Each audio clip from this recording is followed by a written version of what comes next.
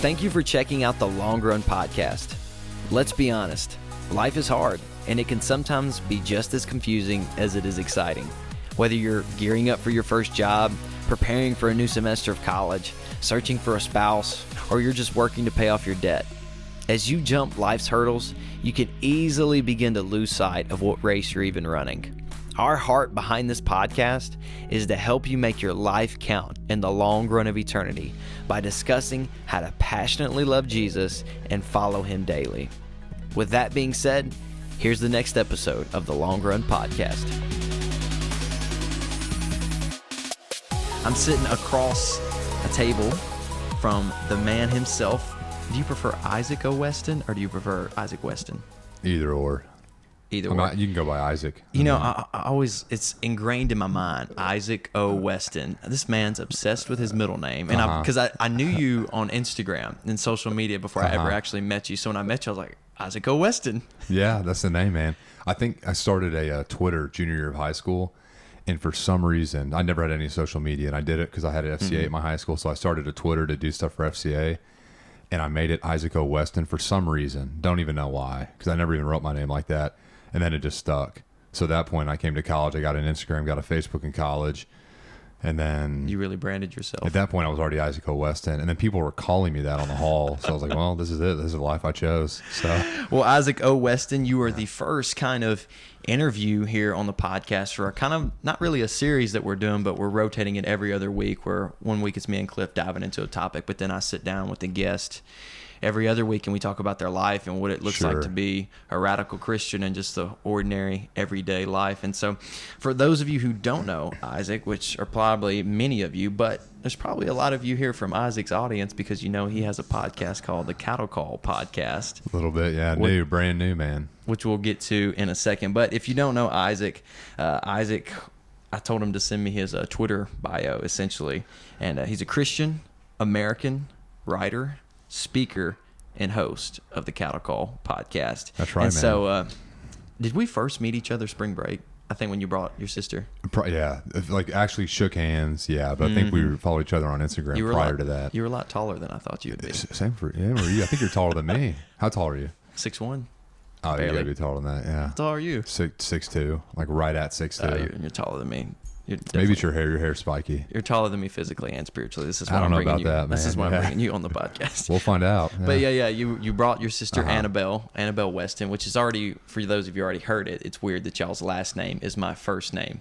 And we're not even going to get into the whole debate if Weston is a first name or a last name, because I don't want to prove you wrong on here and embarrass you in front of my audience. Yeah, thank you. Actually, I don't want you to embarrass me in front of my audience. I'd hate to have you on and do the same to you. Yeah. So I met you for the first time. You brought your sister up. We were going on a mission trip down in Panama City, Florida, and I think we've been around each other 3 or 4 different times. We have something. We're now kind of close. We have something in common that we're neighbors now. Next door neighbors, yeah. And now I know why my house is so messed up, because you lived in the house prior to me, right? That's about as clean as that house has ever been. Is when you guys moved in, man. We did y'all a favor. Is that right? Yeah. Yeah. So as you can tell, starting off the interview and the guest for this new series we're kind of doing here, didn't have a lot of talent to choose from if I'm just going for my next door neighbor first. Yeah. No kidding, dude. Only up from here. Yeah. That's exactly right. Well, Isaac, tell us a little bit about yourself. I kind of hinted at a few different things, but give us a little your short bio about yourself. Short bio, man. Well, yeah, Christian first for sure. I guess I just hit 13 years officially back in April. Kind of, I always mark it the day I was baptized as when I started my walk with the Lord. And just a quick little tiny testimony. So I was like raised in the church, always believed it for years, like believed the gospel, believed the word of God. But I knew kind of like the gravity of accepting that and like the repentance, confess, like all of that. I knew this was a big decision. So I was like, well, I'm too young. I can't actually know it. Like I need to know more so I can make sure I'm making like the right decision and I'm in a good spot. So for years knew it. And then at 10 years old, I went to my like Sunday school teachers, talked to them about getting baptized. I told my parents, of course they're proud, but like, all right, well, you need to know. So I went through a 4-week pre-baptism class, got baptized April 29, 2007, again, 10 years old. And then went on a 4-week post-baptism class. So I was like, all right, here's all you stuff you learned. Now you did it. Now here you apply it. And then, I mean, from there, man, just by the grace of God, just had a good walk with the Lord. Just a lot of great opportunities. That's awesome. And so, so just one of those where it was just deeply ingrained. Of course, you can't really, I mean, 5th, 6th, 7th, 8th grade, it's not hard to be a Christian. Right. Going to high school, even then it wasn't all that hard. But now you started seeing that people who are Christian were living differently. So you have to start stepping up, Right. being a leader. So that kind of was what led me to Memphis. I ended up choosing Memphis over Alabama and Tennessee. I knew the Lord I knew He's directing me here because Memphis came out of nowhere. I was one of 2 people from my high school that came to Memphis. Nobody comes here. And where were you living at? Where are you from? South of Nashville. Okay. So like 3 hours from here. It's like the southern suburbs. And so I was going to school there in a town called Thompson Station. It's like Thompson Station, Franklin line, that area. And then, nobody comes out here. And so, but I knew the Lord was bringing me here and came out and got involved with campus outreach for a few years. And then I did Downline Ministries this last year, which is what you're in now. Right. We live in the same house. So so of course, Christian, man, and just proud American. Love for America really grew though when I went overseas for the first time on missions, because it was one where you spent a month overseas and you saw the stuff that you've taken for granted and always have loved America. But now it was like, okay, we are a blessed country. We need to start using all the stuff we've been given to help. So but a lot of stuff's going on now in America. And so you got to remember you're a Christian before anything else. But on top of that, like we're also Americans. We got to be united. I mean, if there's Americans hurting or, doing good, it's like, all right, we gotta do that. And then to start a cattle call, probably about less than 2 months ago. It's blown up, hasn't it? More than I thought. A lot of good feedback. It's probably not long run big. I just listened to your Smoke and Mirrors, August 2020. I think that's kind of like your recap for the month. Yeah, correct me if I'm a little wrong. Reflection, yeah. And you were sitting outside here in the backyard, and I was That's like, right, I should have man. went out there and started the lawnmower. Hey, neighbor, you wanted to cut your grass? Thank you for cutting your grass at 11:30 at night, Weston. Yeah. Oh, was that when you recorded it? Yeah, That's why the bugs were so loud. Yeah, it's okay, that late, makes man. sense. Yeah, smoking a cigar. I'm a big cigar guy. Yeah. So of course my logo, like here on the mug, it's the bull with the cigar. So and that's interview style, but it's not just Christian. You can check it out. I know you've been listening to it. I appreciate it. Absolutely. I need to add cigar connoisseur here in the bio. Come on, there. baby. Yeah, getting there. They're foreign to me, so I'm asking you all these details and stuff. Dude, hey, come on over anytime if you ever want to try one. Okay, You got plenty. absolutely. So I keep calling them interviews because it's just easier to say. These interviews that we're going to do every week, and I'm speaking, to the person listening right now. Like we have Isaac on today. Well, each interview guest being on, so to speak, is centered around one question essentially, and it's what has been one of the most influential things you have learned in your life that has impacted you, shaped who you are, and your walk with God. And we talked a little bit prior before this, and you've really got some 2 big things, I think, right, that have really molded you and kind of been over the surface of your life as you've grown in maturity and spiritual maturity. And so whatever you got to share with us today, Isaac, let's get into it. Cool, man. So kind of like the way you worded it when we were talking about it yesterday. So, and a lot of it is kind of just what's fresh on my mind now. Okay. Like when I look back, like the first one I talked about, that's been probably about 2 years in the works.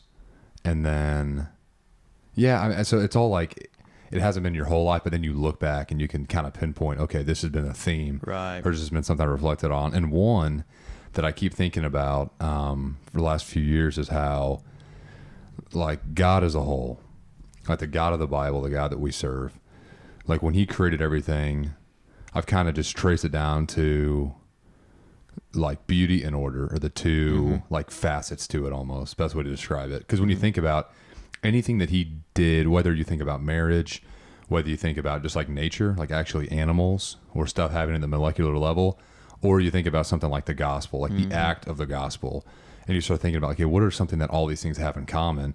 And it was like all of them have a perfect order.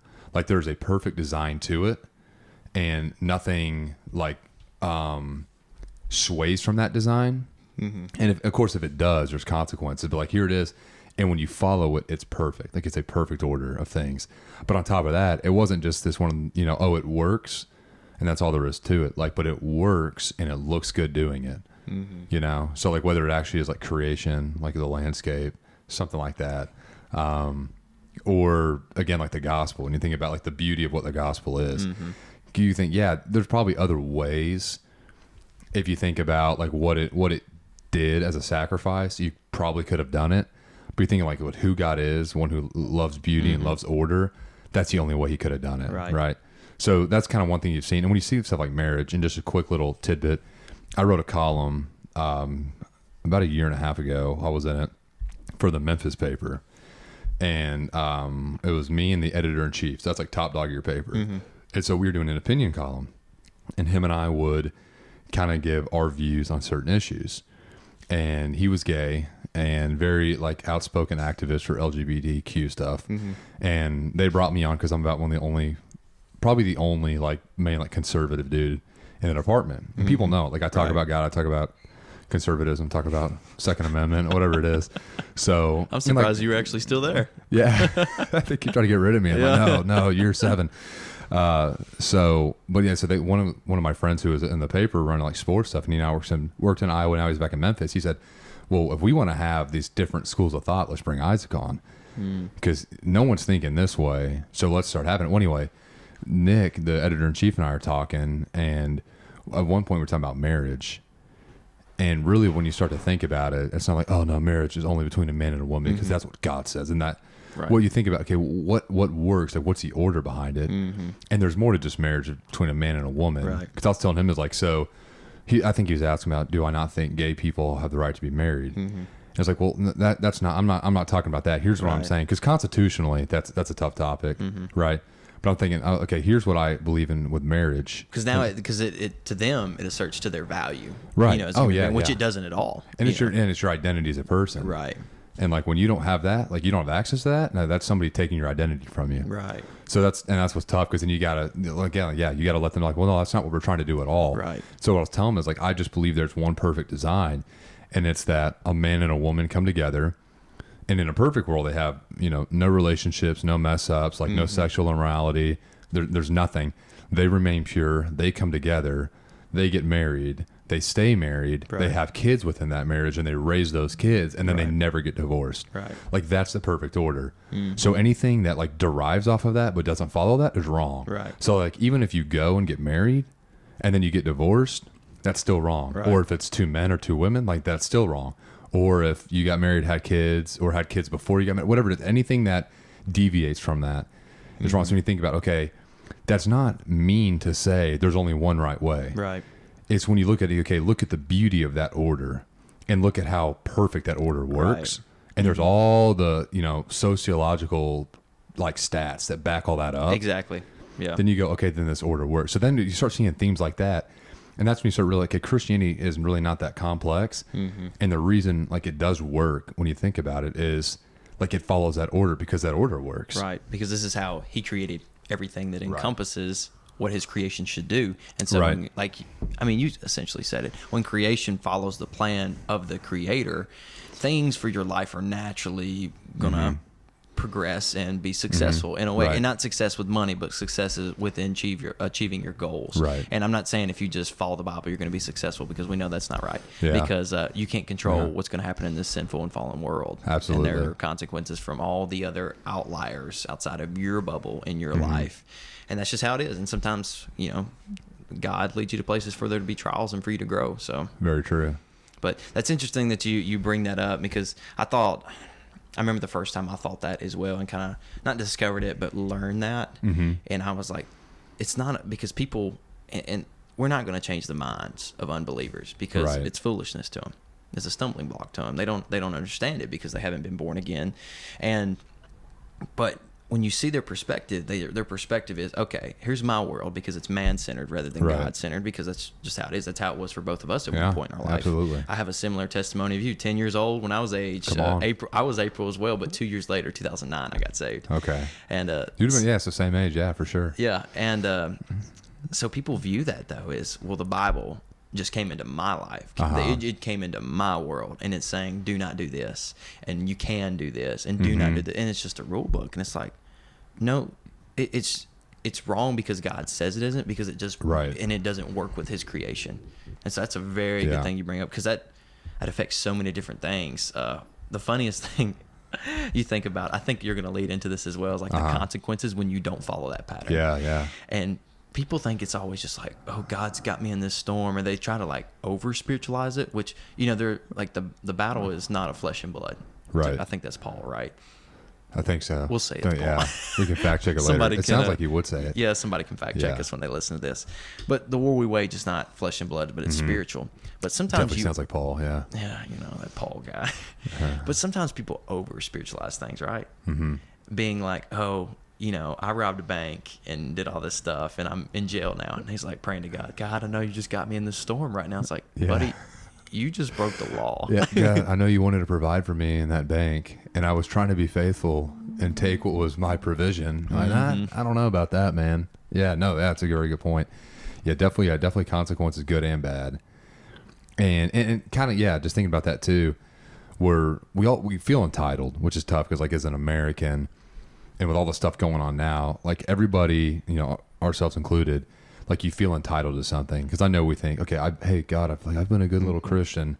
You got to throw me a bone here. Like God doesn't, you know. And it's like, oh, I'm an American who's been given like these liberties and been entrusted with responsibility. Therefore, this country needs to serve me. And it's like, well, no, it doesn't. Right. So it's like there's this form of entitlement, and you look at that as like, okay, that's the depravity of man. That's that's definitely a man issue because everybody's struggling with it. But then you think about how you have to at some point, like you do have to go out and get it. Like, yeah, if God, like I think one time when I was thinking about God providing, and I needed a job. I was like home for summer. Stuff just wasn't working out. I had like 3 jobs. Like I was one for one, went to the next one, and stuff kept like just fizzling out. Couldn't get like a good job. Like, and I had stuff to pay for or whatever. And you're thinking about, like, you know, God. Okay, so God says He's going to provide for the birds of the air. So how much more will He provide for you?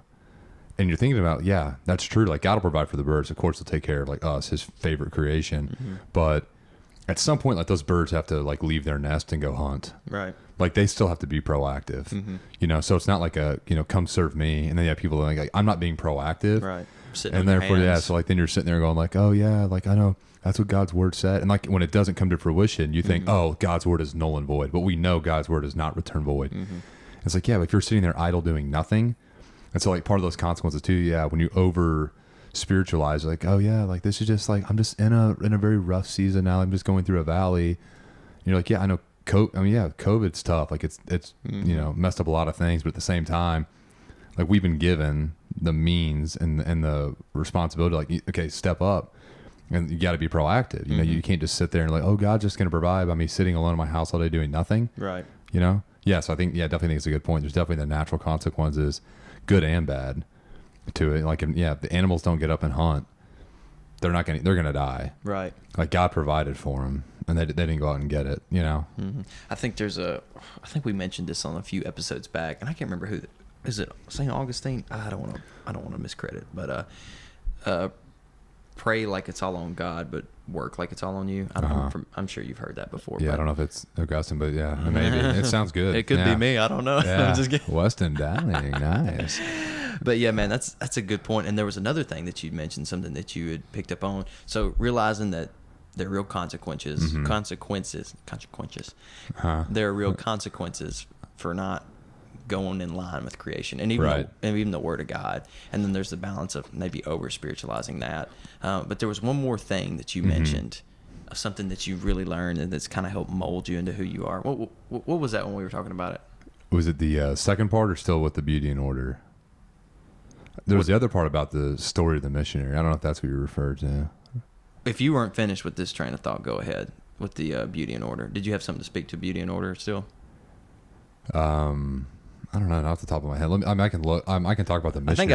I was thinking about what was your second point? The second thing that you had learned. Yeah, it had to do with the missionary. It had to do with the missionary. Yeah, that was the second one. Yeah. So there's a story I learned a couple years ago about a guy named A.W. Milne, and I'm pretty sure it was like 1800s or like late 17, early 1800s. I want to say. Yeah. So he died in 1822, and he was from Scotland, and he went somewhere in the Southern Pacific. I don't know if I remember specifically. I know it was like, you know, somewhere, some islands. Well, okay, long story short, this guy named A.W. Milne, they had a couple waves of missionaries go down to this part of the world. Again, this is, 1700s.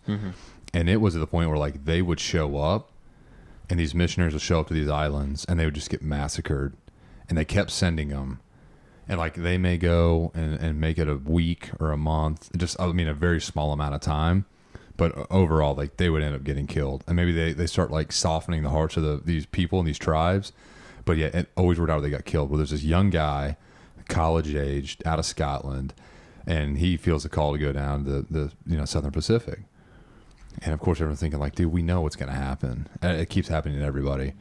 Well, he goes down there, and again, it's like jungle warfare. And he gets down there and just starts sharing with these tribes. And again, they're very lost. Mm-hmm. Like they haven't been infiltrated at all. Like the Christians keep coming, but they're not receptive to the gospel at all. So they're still stuck in their ways. Well, he goes down there and he ends up living the rest of his life till he dies of natural causes, which was still young at the time. You're like, less than 40 when you're dying. So he goes down there young, spends like at least a decade down there sharing the gospel with them. And he was the only man, I'm pretty sure people came and visited, but he was like the only main foreigner there. It was pretty much him and these tribes. Mm-hmm. And he died of natural causes, and they buried him and gave him a funeral. And on his tombstone, they wrote, "When he came, there was no light. When he left, there was no darkness." Shoot. And that was one that, like, when I heard that story, I was like, wow, because that's a great quote. But on top of that, it was written like about you. Yeah. And not only was it written about you, it was written about you by a bunch of people that hated the people that came before you. Right. And so you're thinking like, and it's tough because you see stuff going on in the world today, like, missionaries getting killed. You're like, man, are they being naive? Are they being foolish? Mm-hmm. But then you think, I mean, maybe they're being those faithful ones that they know they got to go and just lay the groundwork. Like they know I'm probably going to get martyred, but if my death means that the next dude who comes behind me will get to live out the rest of his or her days here, right? Then I'm gonna do it. But like hearing that story, man, like just having that written, and I'm as far as I remember, most of those people, if not all of them, like came to Christ, which is why they wrote that about him. And just, I mean, what a powerful like sentiment that is to have written about your life. So that was one that occasionally I'll reflect on that. I think kind of keep that quote at the back of my mind, knowing that no matter what job you're going into, working a lot of different jobs, since I've heard that, and then like wherever you're at, whatever city you're in, whatever place you're in a mission trip, whatever, like just go. There's going to be darkness, but like make it the goal that when you leave, there is no darkness. Mm-hmm. Like be that open to the Lord, like that obedient that He can use you to do it. Is there times that you've struggled with that mindset of like, oh, I want to come in here, I'm going to do this, be the light? I mean, we all, because we're not trying to conform to the world, and you're walking around, you're getting dirty in the world. Right. I mean, of course you're going to be like, catch yourself and be like, oh, I'm not doing what I'm supposed to do. I mean, because we're still living in the flesh, but sinful. I mean, speak to that a little bit. Like, how do you just keep it on the forefront of your mind? I mean, prayerfully walking and all those things, but how have you challenged to kind of keep that mindset? Man, sometimes, of course, you recognize you're not doing it, and that's when you remember it again. You're like, what am I doing? I mean, I don't keep it at the forefront as much as I'd like to. Yeah. Usually I got to keep scripture, of course. Like, I'll write scripture on my arm, or I'll have something memorized. But it's kind of maybe one like I'll reflect, like my summer. I just had a nice 5-month summer because I was home working during coronavirus.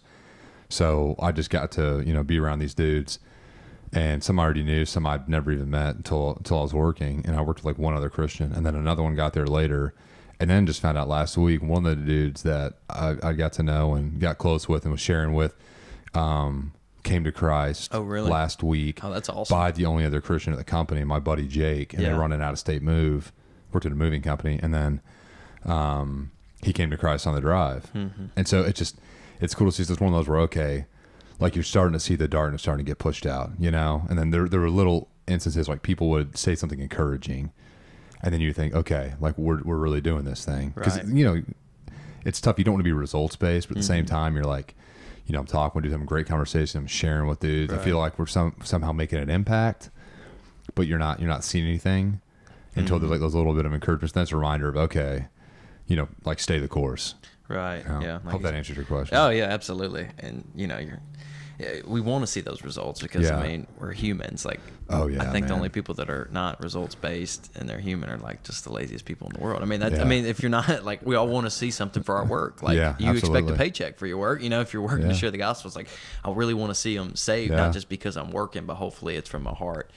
for the lost, which is something I completely struggle with. I was having a conversation with my roommate, and I was like, I'm not trying to be like the super spiritual guy, but I'm like really trying to be for real right now. I was like, why do we not just like weep over the lost? Oh yeah. I was like, because like we should care a lot more.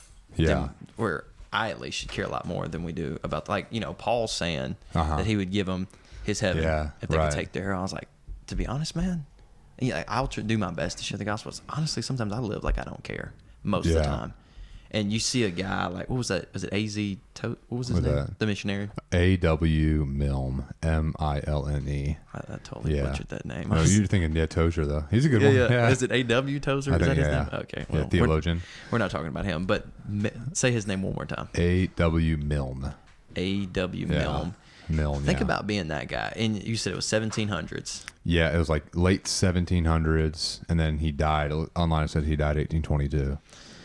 I mean, well, first of all, I can't even begin to enter his life and what type of life he's living. But I figure like going somewhere where he went to South America. Where did he go? It was like Southeast Asia, somewhere down Southeast. in okay. It was like in the islands. Somewhere. Yeah, as you can tell, I'm not a very good active listener. Hey, that's all right, dude. Yeah. But I'm like, imagine traveling somewhere like back then. Like now, it's a big day to us. Like you tell your parents you want to go become a missionary. Like they're probably like, well, I want you to be faithful to God, but not that faithful. You know what I mean? So that's typically what you see in like most Bible Belt churches. You know what I mean? Yeah. And it's kind of sad, but and you got to feel for the parents too. It's like I don't want my, I want to see my kid. Like, yeah. But imagine being this guy, and it's like he knew what he was going into. Yeah.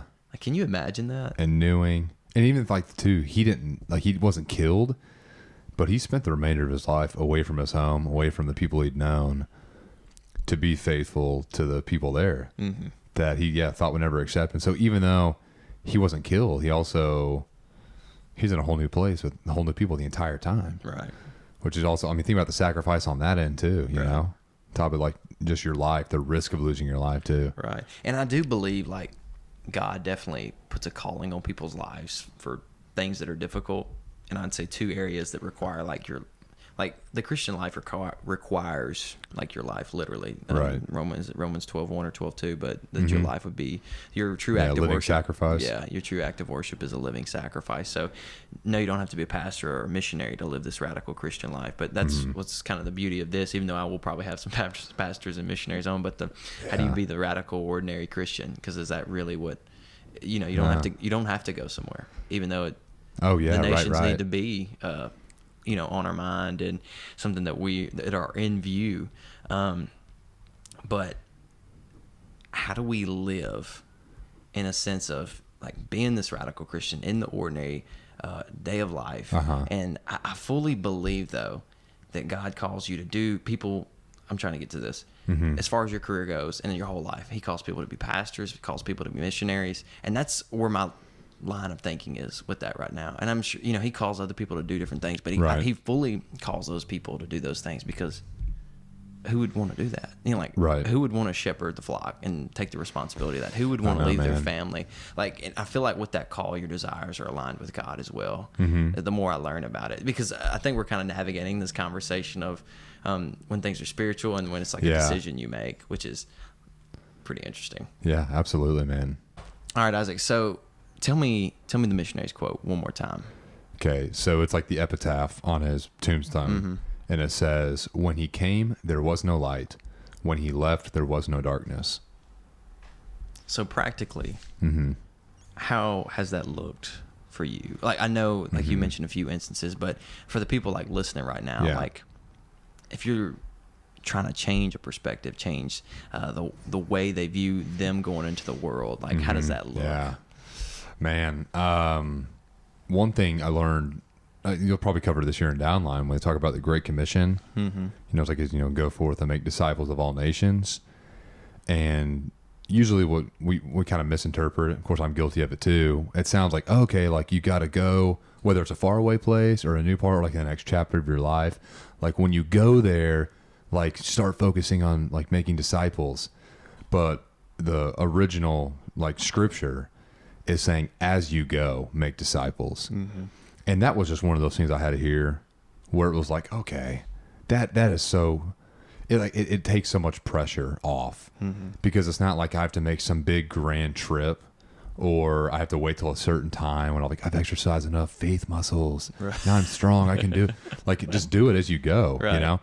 And there's one thing, just a real quick story I've seen practically. So, man, we could talk all about a lot of different great jobs I've gotten to do, but I wanted to, so I worked at two different architecture firms and loved it. But I hit a point where I was just like, I got out of architecture. I was still working for a firm, but I was like home for the summer, and it was the same time I was praying for a new job. And I was like, okay, I'm usually working in an office. I'm usually looking at a computer. I'm not a big fan of either of those things. I want to go out. I'm young. I'm able-bodied. I want to do something, like learn a trade or something. And I ended up getting linked up with a moving company, and it was very, very small local company in Nashville. It ended up being like me and my boss about almost every move. We'd have a couple others sometimes, but we'd go knock at these houses together. Well, we worked a ton and got real close. Well, I came back that next summer and had my whole summer mapped out about working with this guy, and he's not a Christian at all. Wouldn't claim to be at all. We had some great conversations, but we were not, sitting there on the same plane. But stuff got really bad really quickly. I ended up having to quit the job. Really? Yeah, it was that bad. Some other people were brought in. There was a lot of like hardcore drugs involved. There was a lot of different like lifestyles involved. There's a lot of just like dishonesty from what I can still like recollect. But it ended up, this is early. I probably worked like less than a month for the dude out of like a nice little 4-month stint I could work. And I had it all in my mind of like just getting to travel with this guy and talk at work, and hopefully like this guy would come to Christ, because he's like 10 years older maybe. Great dude, but just honestly just in a mess. And went up there, talked to him one more time, got my last paycheck, and just told him, I pulled him in the back room and just told him, that was it. I'm done. Of course, try to be as I prayed a ton, try to be as gracious and graceful with it as I could. And, he understood completely. He knew my lifestyle, what I believed in stuff. And it was one of those moments toward the end, I was like, all right, I gotta know that he heard, because who knows the path he's headed down and all the people around him and what's going on. I may never see the guy again. And share the gospel with him, because he knew my beliefs, but it was like, I want to make it clear that there's no doubt anywhere, the urgency of this. That I know that you heard it, and I know you now know the reason for my work ethic and my attitude and my language, whatever it was, the stuff that you may have admired or just saw that was different. This was why. And I know you're going through a lot, and this is the only solution, and it's the most important thing over here, and you needed to know it. And of course we were crying and hugged each other goodbye and all that stuff. But I immediately started with a new moving company, the one I was just at most recently. Thankfully that worked out, where I knew the people, had a ton of experience with the last one. I came in as a crew lead. But that one moment kind of changed my perspective on being a Christian wherever you are, because it was one of those where I go, I never know the last day I'll get to work with anybody.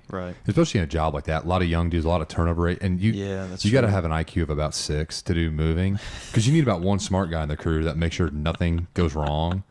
But then you just need a bunch of people that can lift heavy things. You can tell them where to set it.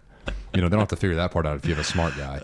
So, you get a bunch of rough people, honestly. Been a lot of rough people, but great dudes at the same time, just rough, and getting to share.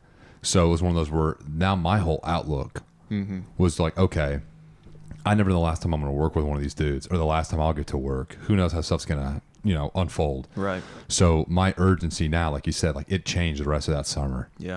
And I was sharing and talking with dudes, and dudes were so you're never going to force it. Hey, I just met you, but you believe in God? You go to church anywhere around here? And they're like, oh my gosh, not this guy. Never like that. You just talk naturally. And they start seeing little different. They ask you about things, and they find out you're Christian. Oh man, I've been in church years. I know I need to get back. Whatever it is, and you get to talk. And it was one of those where, okay, as you go, make disciples, and just getting to see what you've been able to do. And honestly, it's I love the job. I don't know why. I never thought I'd love moving. But man, you get so close with dudes, especially when you take this long out-of-state trip across the country, or you're working 17 hours in a day. And then you're seeing stuff happen, life stuff happens, but the way you react, opposed to the way something you work with will react, and they see the difference. And so it's one of those where, okay, I don't have to be in vocational ministry. I don't have to be a pastor. I don't have to go overseas. Wherever I'm at right now today, I've got to be faithful to sharing the gospel. Because nobody else is going to do it. Yeah, especially you're the only Christian you're the one there. Yeah, and add some pressure to that too. They don't hear from you, they're not going to hear it there, at least, Right. Absolutely. So it's just one of those where that was kind of one of those lessons that was, okay, people want to know. Like I think about the Ecclesiastes, I think it's Ecclesiastes 3:11, where it's like, he talked about a couple of the things, but he said how eternity's been written on the heart of every man. Right. And that's one thing I've thought about a lot this last year, just sharing, because I worked at a restaurant in Memphis and just got to share a ton with people. I had a couple people come to church with me. Great time. It's like people want to know. People are genuinely. Why do you think that is? I know eternity's written on our hearts, but like, I think either you don't know your purpose, so you want to figure it out, because I think we all know, like, we're finite by nature. So I don't want to not fulfill my purpose, be on my deathbed with a bunch of regrets, or you know your purpose and you're not fulfilled. So I think it's one of those where they go, there's got to be more. There's got to be more to this. Like, this wasn't the answer. I thought it would be this, which is one thing. I will say there's one quick thing to kind of tie back to the first point I made. I heard a great quote when they passed the Marriage Equality Act. Supreme Court ruled 5-4 in June of 2015 for marriage equality. And, of course, Christians, we all thought it was a bit of defeat. Like, wait, we just legalized gay marriage. Right. And I want to say it was Russell Moore, because I heard the quote from somebody, and I think they were speaking about Russell Moore, who was like, he's like a Christian guy in charge of some different stuff. But he was talking about how we have to be very careful, like right now, with how we were approaching that, because he was saying that at some point they're going to realize they thought that was the answer, and they're going to realize at some point that still didn't fix the problem. And if the church shunned them and made them feel like hurt early on because we were being sore losers about a Supreme Court decision, when they realize they're not fulfilled and that wasn't the answer, they're not going to want to come back to the church.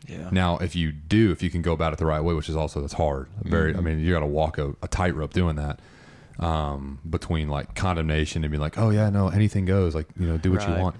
But if you can do that like the right way, when they do realize, oh, I thought that the only reason I wasn't fulfilled, or I thought this would like tap into that last little like 10% of my identity I couldn't get into.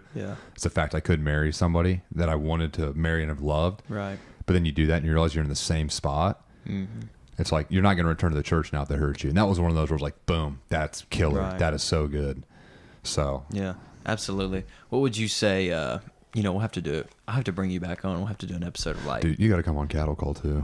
We'll have to do an episode of like following Christ in politics, and where's the thin line and the balance of that. Man, we won't get into it right here, but that's something to put in note for the future. One last question for you that I thought of when you're talking about sharing the gospel with that guy.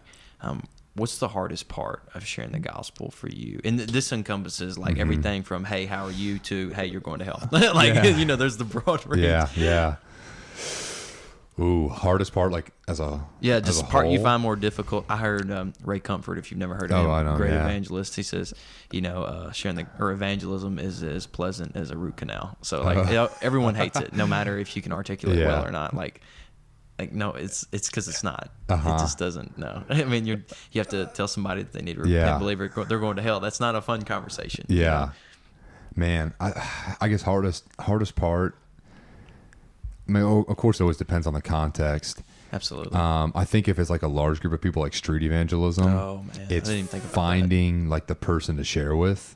Because in certain contexts, dude, you can throw a rock and hit somebody you need to share the gospel with. But then it's like, well, I mean, is the Spirit like prompting me to share with this person or this person? I know times there's been stories I could tell at a different time about, like, you really wanted to force one, but you had to have a conversation with someone else. Like, the first time I ever shared with Muslims was one of those where I was really trying to force with some people that I'd probably be comfortable with. Never shared with Muslims. They were all clearly Muslims. They're from Saudi Arabia. You know, anyway. And so maybe one of those, like, but when you don't feel that, like, real strong urging, then you go, well, who do you share with? And then I think it's also, because I like to, like, just get to know the person. Just talk to them. But I think it'd be like, how long do you need to get to know them before you can start doing it? Because like you can't come right out, hey man, like, because they give like different tactics, like, you know, if you're gonna share the gospel with a stranger, then you can go up and like, hey, can I ask you some religious questions? And you're like, that may work for a couple of you. Because someone came up and asked me that on a bench, or you on a bench, you'd probably be like, yeah, let's hear it. But dude, if someone's sitting there like on their iPad chilling, you know, drinking a coffee, like odds are like, dude, come on, get out of here. Like, I don't want to do religious questions. Right. But also, you don't want to go in like, hey, man, just get to know the person and talk like, oh, it's NBA playoffs. So you're pulling for who you like. What else do you do? Blah, blah, blah, blah. And then next thing you know, you just did 25 minutes of small talk, introduction stuff. And then now you can't even bring, like, you have to bring it up very like unnaturally now and just force it in at the end of a conversation. So I think it'd be of like, in terms of like, if it's a group of people, then it'd be like, who needs to hear it right now? Like, who's the Spirit leading me to? Yeah. And then naturally bringing it up. I don't know. It's exciting. Like, probably your favorite part's when you're done with the conversation, honestly. And you're like sweating. You know what I mean? Oh, dude, you're done. Like, all right, well, I mean, that's it now. Like, that's, even if I do nothing else for us tonight, I had a productive evening. Absolutely. Like, I just shared the gospel with somebody. Absolutely. And I can't say anything stupid now because they're gone. You know, like that was it. We're good. Heart rate can come back down. But I mean, I don't know. I guess the hardest, is just bringing it up naturally because people want to know, people want to hear. But if you don't, I don't know, like if you don't care about them as a person, and I think like, most Christians genuinely do, like they do care about what you're interested in, what your family's like, where you're from, what you do, just who you are, like what makes you you. Like if you don't care about that, if you just want, hey, let's just talk religion so I can like share this little illustration with you. You're not showing Christ's love, you're just telling about it. Yeah. Absolutely. So I guess hard is like trying to find how do you do that, and then how quickly do you transition, and if it's a friend, just being ongoing, you know, it's just tough, man.